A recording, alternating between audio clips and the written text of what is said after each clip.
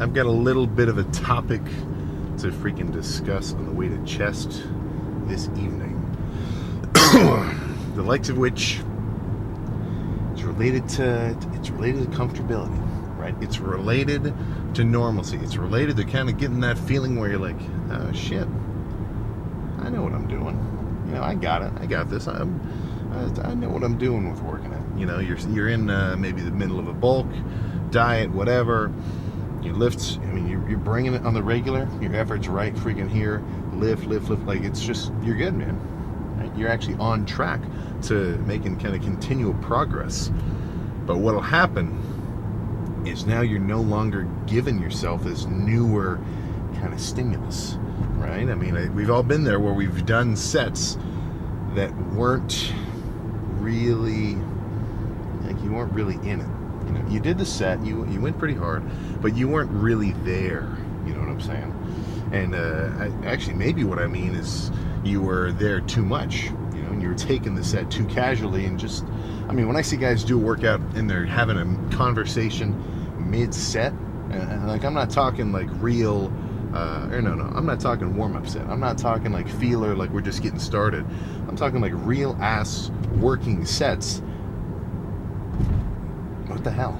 Right? I mean, I just don't get it, you know. So that's kind of what I want. I almost want to be able to turn at least my regular rational mind off for a set.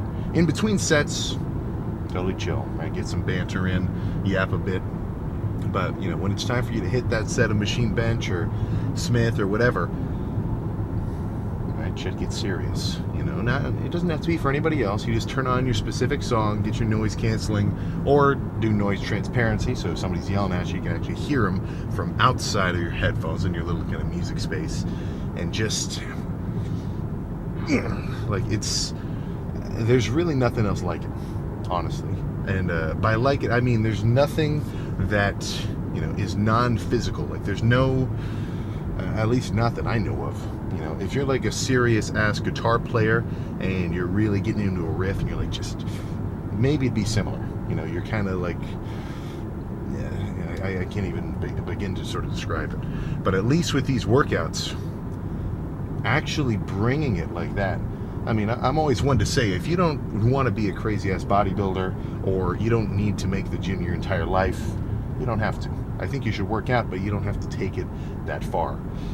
But if you do, right, if you do want the gym to be something that you can have long-lasting and continuous overtime gains during, to the point where if you look at a picture from yourself now to 5 years ago, whoa. And I'm not talking like you started working out at 13 and now you're 18. Right? Those transformations are a little silly because, I mean, you're literally a kid. You know what I'm saying? So it's not like you gained a foot and a half from working out. That's just growing up.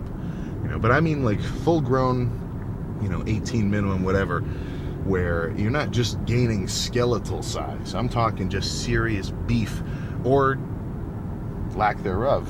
And by beef, I mean a little more like tallow. Like if you go on a serious fat loss journey. I mean, at the Fit Expo, I got to see guys show me pictures where they were down 120 pounds over the last year and a half, 50 pounds over the last 6 months, you know, 80 pounds over the last whatever. And I get to see these back and forths. They get it. And it's not because they took the gym as this casual kind of leisure activity. It's because they really wanted something out of it. And they were willing to put in the work that it took to get it. And that's, I mean, I guess the value of that is just kind of person dependent. You know, it's not like you check into the gym and you tell the guy, hey, if I work out really hard, can I get $30 an hour? No, there's no monetary return, you know? So it's just this kind of inner value system where, I mean, now, even back 4 years ago, 7-ish years ago when I started working out, for me to finish a set and know that I brought it, you know, obviously I think I'm a bit better at bringing it now that I've worked out for so long, I'm a bit more experienced. But even as a beginner, even as a 180 pounder, 160, 170 pounder, you know, I remember I had Mark, we were visiting my grandparents. Me and him went to the Y, and like we didn't go, we got dropped off. I couldn't freaking drive. And I did 185 for 5, and then he had to spot me on that 5th one. Even back then, the just subjective enjoyment of, yeah, I did it. That's as much as I was capable of in that moment, and I really don't think I could have, wrung any more water out of the towel of that set, even if I tried. That's a good feeling, right? And that's what I want to be able to create on the regular, because it's kind of a situation where it's a compounding interest, like it's not as though if you just come in and do the exact same workout for infinity that you're going to continue to make crazy progress. I think we all know that if you do the same thing on repeat, no changing, no heavier weights, no more intensity, it's just going to stop working, because you're not giving yourself a stimulus. You're just going through a course of an activity that you're used to doing anyway, so without changing anything, right, you're going to do the same thing every lift. But if the bar of your goal every lift is, okay, I've got to bring it as hard as I can, it's a little different for a squeezing burning set or a pump set at the end, but for your real hefty working sets, supersets, whatever, that's really the performance that I value in, now I get to kind of say the professional bodybuilding sense, because everything else is just a result that stems from that. We can even talk diet. Obviously, you're never going to grow if you're not eating enough food, but you're never going to pack on muscle mass if you're not lifting like a freaking beast in the first place. So out of the trilogy of probably the main components of working out, training, eating, recovery, this is first. Training is most certainly my top priority, because the way I look at it, it feeds into the other two. If you train hard, you're going to be hungry to eat. And if you train hard, you're going to be tired and you're going to sleep well. You know what I'm saying? So if you can stem it there and bring your training's intensity up at least a few percentage points every week, every few weeks, every whatever, and you're always bringing it a little bit further to the point where, you can take this set to failure. You're not going to wuss out just because it's kind of starting to hurt. It's getting a little bit heavy. Then you're setting yourself up for long-term success, and those are the sets that I want to see. I'm never amped up. It's honest. It depends on the dude, right? Like if I saw someone open bodybuilder level come in and the guy was just massive, like in prep, then obviously the point isn't for him to do a crazy set to failure and like go totally nuts, But when I see a younger dude or whoever, 225 squat, real failure, like this guy's not joking, that gets me amped, right? That's getting me excited, because it's not that we're doing the same weights or we're doing the same, we're like at the same kind of experience level or training history, but I know that this guy just brought it, and I don't want to get shown up, so I want to bring it even harder than that, So hopefully this metro is stacked. I haven't been down here for a little while. My gym routine has kind of condensed into just the gyms that are right around where I live, plus the private gym. But there is no replacement for the grunge that we're going to see, that we're going to get to see in here. So I think nothing else to talk about. Let's just go get chest started. All right, I've warmed up, and now it's time for some 4-plate Smith. No, I feel strong, and the warm-up set felt good. The warm-up rep, I didn't record it, but before even getting to the Smith, cables, push downs, rows, curls, rotator cuff, I want this whole system ready. And then 1 plate for a few, 2 for a few, 3 for a few, 4 for 1, and feeling 4 for 1, this will be a good set. But yeah, I've made and now I look back on it so obviously, but I used to just drop this shit and like try to bounce it out of the hole. These will be much more controlled. And if I can get 8 good ones, that'll be cool. But I'm aiming for 20, right? If I think 8 and then get 8, that might make me want to re-rack it, So I kind of want to get a bigger number than I think is even possible in my head. All right. 4, 2, 6, 2,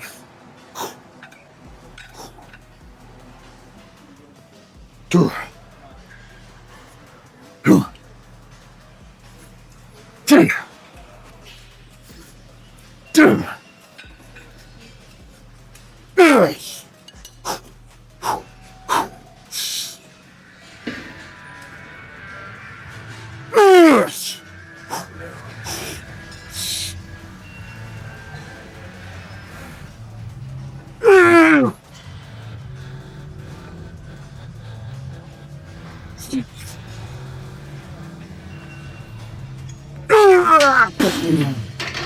Oh.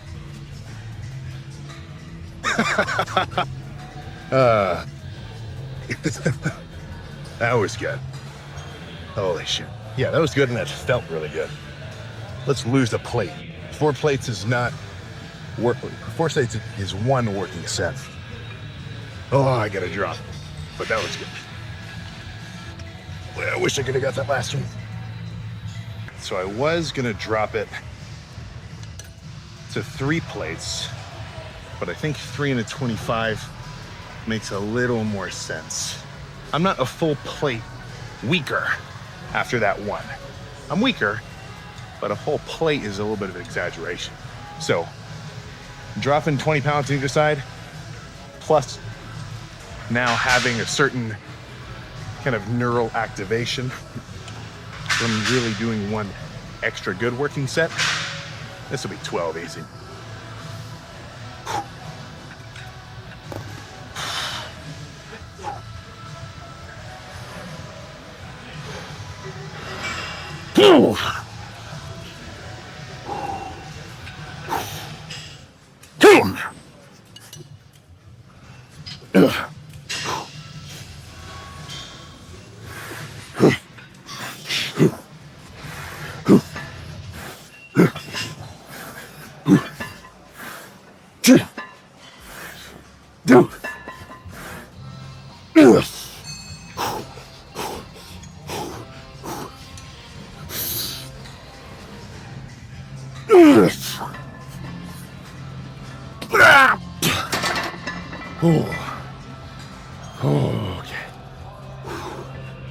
All right, 1 more with 3 plates.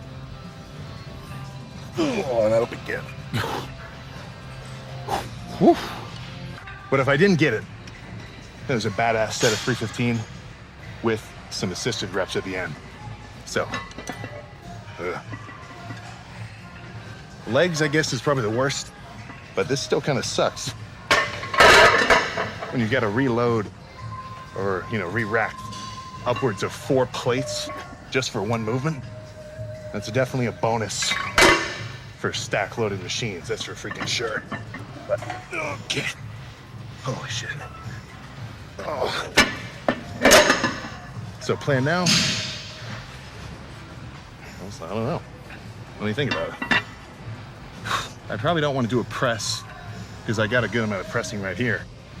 Maybe a fly? If you were me, or if you were you, what would you do?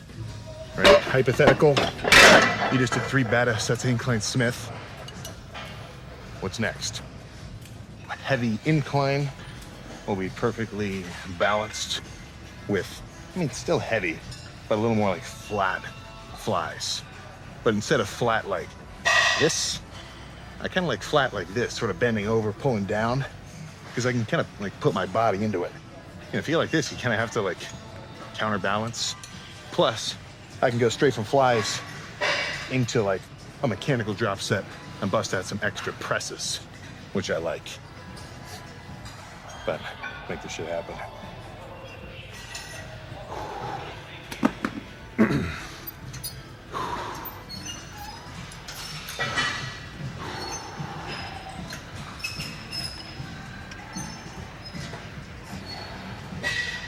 Yeah.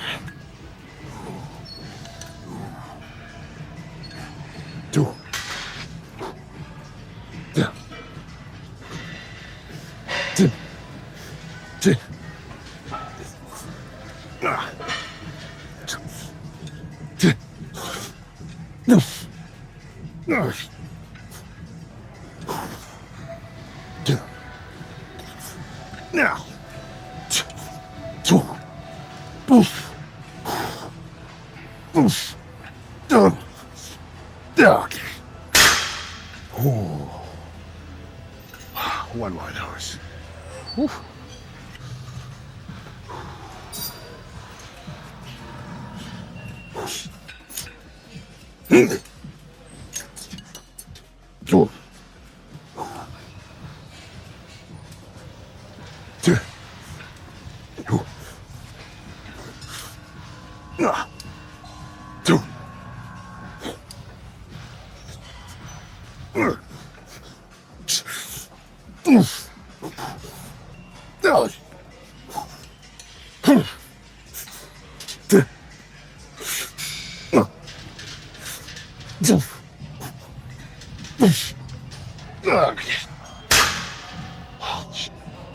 Oh, okay.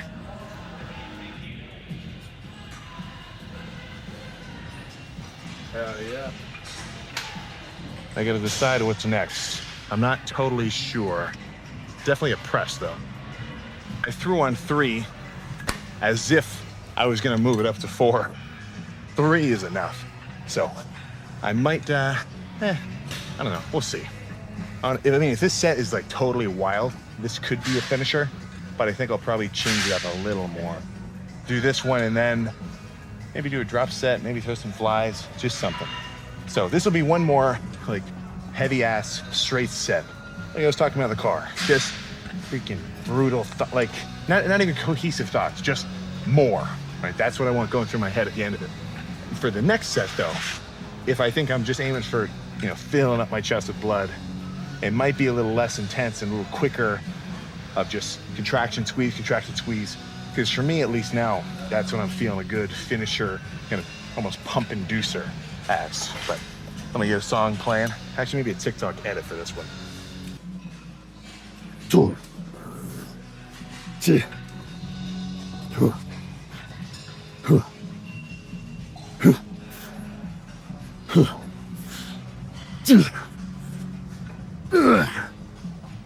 2.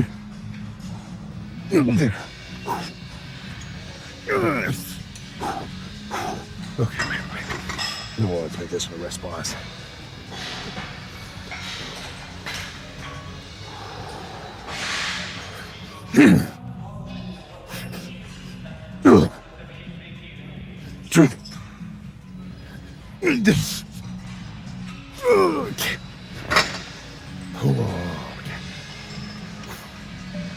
Oh, one more.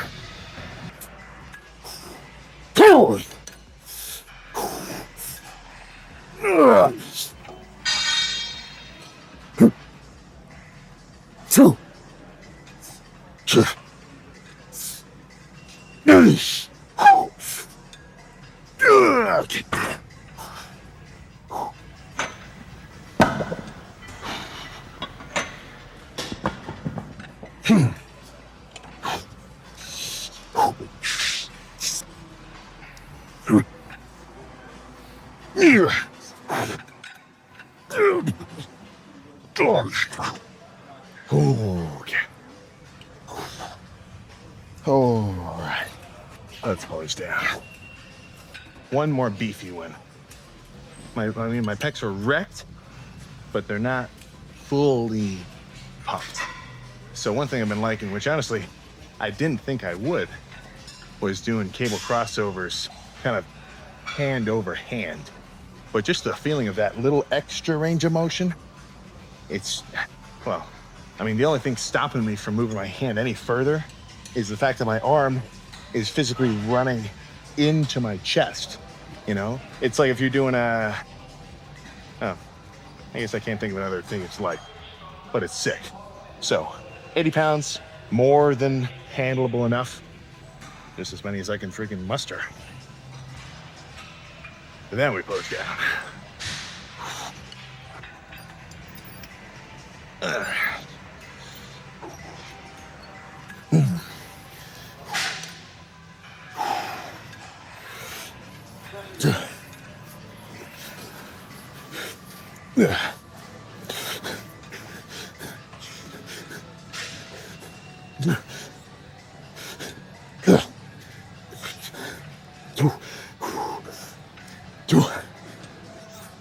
No. Okay. Ooh. Ow. Scratch my arm up a little. But pumped. Let's go pose down. Yeah, this will be a good one. All right, so yeah, this will be a good pose down with this thing too. When I use the, when I was hitting the legs, honestly, the low quality hits you a little hard if you're too far away. But with a pretty decently up close shot here for chest, it should look pretty freaking cool. But guess, what do you think? Am I pumped? Am I flat as shit? You saw the lift, you tell me, but I'm feeling rather good. So let's just stop freaking, hyping it up, teasing at it. Let's actually see how chest is looking. Oh. I've been saying this for like the last little while, but I'm getting extra excited about being like diced lean in a few months, just because it's such a wild ass freaking look compared to like fully bulked. Because I mean, look, I like being freaking, big and full and soft, but shredded with a pretty substantial amount of size. I mean, there's nothing freaking like it. But let's run through some. And shit, man, for 265, actually, 266 this morning, I'm feeling rather freaking aesthetic. I'm talking just not too soft in the midsection. But here, let's hit a few.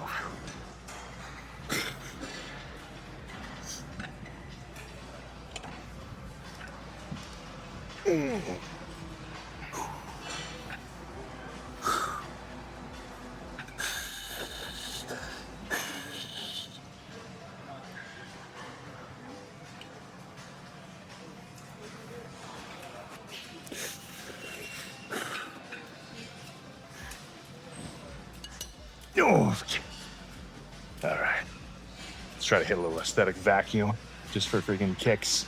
But bulked up, my vacuum ability diminishes rather strongly.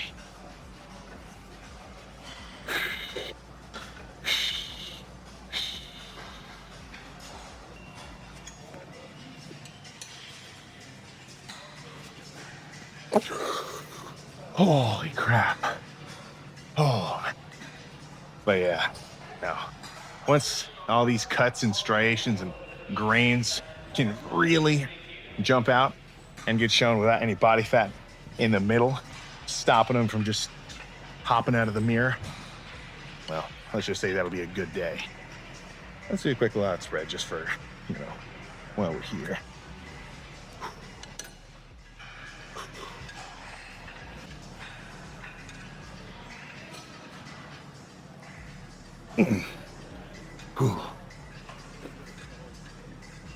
Okay.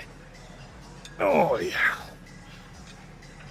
Look, I cannot say that I'm going to be 50 pounds heavier come next, prep. But I can say this with certainty. This next dieting phase will be the wildest yet by a few freaking levels. And you can freaking, write a check with it. Let's get in the car. We are done. All right, no wonder it was such a good freaking lift today. Got a full moon out. Must have been getting a little bit of lunar energy. I wouldn't say full werewolf, but maybe close. All right, so I actually didn't think that this would be able to pick me up in the dark. Usually sometimes older cameras aren't so good in a limited light situation, but this seems to have worked rather well. I was just talking to some of the guys in here today, and I thought it was going to be jumping, and it turns out it was, just in a little bit more of like a, kind of personal sort of way. Just not as much like tons of people, but the guys that were in there were seriously bringing it, which is, that's what I want to see. That's what gets me extra freaking excited. So it's, I guess I kind of went in with a little bit of a flawed mentality. The point isn't to have 30 dudes in there doing fluff work. If 5 who are seriously bringing it, get you going, I really wish I could have watched that 3-plate set back, because that really was a good set. But that's okay. That's all right. These buttons are just a little bit on the funkier side. But yeah, so plan now is go home, and I've already got some meals, or a meal kind of prepped. Because what I did this morning was I made a big ass bowl of rice, cooked up 2 little flat steaks, and I gotta bust the sous vide out again. Honestly, in terms of protein prepping, I'm not like a huge oven guy. The sous vide, like, I mean, you can cube 4 pounds of top round. This is something I should probably do tomorrow. Cube 4 pounds of top round, you know, seasoned to taste. Sometimes I like doing, I mean, honestly, I like throwing in some it's like Old Bay chicken seasoning. It's just something about it I didn't mind. It's been a while, so I don't really remember exactly what I added, but just salt and pepper. It's totally cool. Leave it in the sous vide. 220. Honestly, with that kind of steak, since I'm going to leave it for a while, I might up it to like closer to 225, maybe even 230. Or no, 130. Yeah, I've made that mistake before. I put a steak in the oven, just like a toaster oven kind of deal, 400 for whatever. I don't remember the exact temperature. And I'm watching the freaking meat thermometer that I got stuck in it, and I'm like, man, how long is this fucking steak gonna take to get to 230? It got to 180 by the time I remembered that water boils at 200. That's what. But either way, 130, 125, whatever, and then just throw the whole thing into a big ass salad bowl, and then scoop out as needed. But I've still got half a bowl of probably another 75 grams of white rice, a bunch of Sweet Baby Ray's, buffalo, kind of creamy buffalo sauce, and then maybe a few ounces of the steak. It was a pound, and I ate probably like 70% of it, and then saved the rest for later. So that'll end up being the post-workout meal, plus whatever else I add on top of it. But that will definitely be accompanied by a little bit of vanilla ice cream afterward. Not a ton, but just a little bit. I definitely do not mind an extra 70, 80 grams of carbs, 20 of fats. Would I say it's the most ideal thing in the world? I wouldn't say it's that rough either. If you're in a real off season, you can have some treats. And I want to make use of the fact that I can eat some treats in an off season, because by the time that, I want to really diet, I lock in pretty quick. It's I gradually limit my calories, but it's basically night and day dieting wise, because the actual end goal of the whole point of the diet is completely upside down, right? Instead of gaining weight and being crazy full and making the food that I'm eating feel dense so I can actually eat a lot of it, as soon as I start dieting down, the goal changes. I'm now trying to make this food feel as filling as possible and be the most sparse with my meal timing, so that I don't set myself up to have to go 6 hours without eating anything and then go to sleep. If you do that on a regular basis, you're a better lifter than me. But for me, at least, if I'm actually dieting, I'm really into it. Let's say I'm at like a 2,500 calorie intake as a baseline. If I eat all of that by 3 o'clock, and then I try to eat nothing else before bed, the odds that I can actually do that get very low. And the fact that I can call it out doesn't mean that I can just instantly think, oh no, I'm fine, I'll just thug it out. That's just my cue. Don't put myself in that position. Some guys are going to look at that and think, oh man, I can't go 6 hours without eating, man. I got to eat something. When in reality, you already set yourself up for failure in the beginning, because you ate your full day's rations, as it were, by 2 o'clock. So it's not a situation like, oh crap, I'm this is just how it is, I'm going to have to eat something. It's like, no man, you did that. It's like somebody took a this is the only thing I can imagine. It's like if you basically took a big ass glass of milk, flipped it upside down using a piece of paper or something, and then just pulled the paper out and left it sit on your kitchen table, and you're like, oh shit, it's gonna be a mess. It's like, dude, you set yourself up a trap, pretty much. So that's where I want to be a bit smarter with my days, kind of food intake, bulking and cutting, so that I can be on track for what I want the day's end goal to be. If I want to get a ton of food in, skipping breakfast, probably not an awesome idea. You know, if I want to limit my food and I want to be a bit smarter about like, okay, I better, you know, chill out, and well then, you know, I might wait until 2, you know, maybe even 3 for meal 1, and then just do a meal and then maybe a little bit of a later training session or something like that.